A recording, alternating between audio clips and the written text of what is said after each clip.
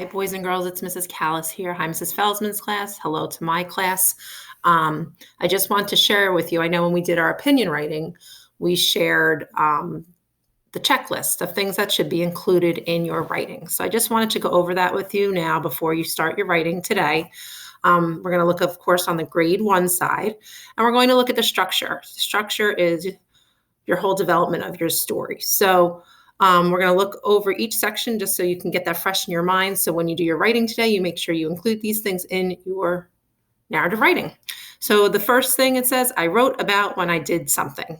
Okay, so hopefully you'll all be doing that because you should be writing. This would basically be if you wrote nothing on your paper. So you should all at the end have a yes for that. Next is I tried to make a beginning for my story. So that's what we talked about today when I was doing the lesson.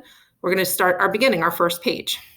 I put my pages in order. I use words such as and then, and so, and I talked about other words like next. And of course, your pages are going to be in order. You're not going to write the end of your story first, of course, right? I found a way to end my story. So we know our ending is going to be our final page. And then I wrote my story across 3 or more pages. So like I said, we only want you to write 3 pages. Some of you may want to write more, and that is totally fine. So I think all of you can do this part for sure. You all have yeses at the end of your writing. Development. I put the picture from my mind onto the page. I had details and pictures and words. Okay, so I know you're going to do that. You're going to rock it. I use labels and words to give details. Okay, we do that all the time.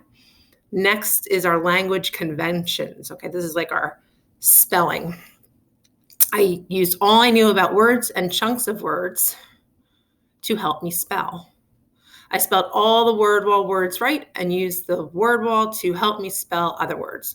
I think you do have your word wall list with you, so you have it right there handy. And I ended sentences with punctuation.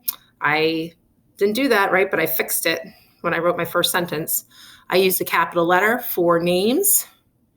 And remember, we say a capital letter for, if you're talking about I went to the park, I. And I use commas in dates and lists. I don't know if we're really going to have that, but you might. Okay, so I just wanted to share that with you. We're going to put this doc also in the plan for you. Just some things to keep in mind when you start your writing today. And I will see you on Monday, boys and girls. Have a great weekend.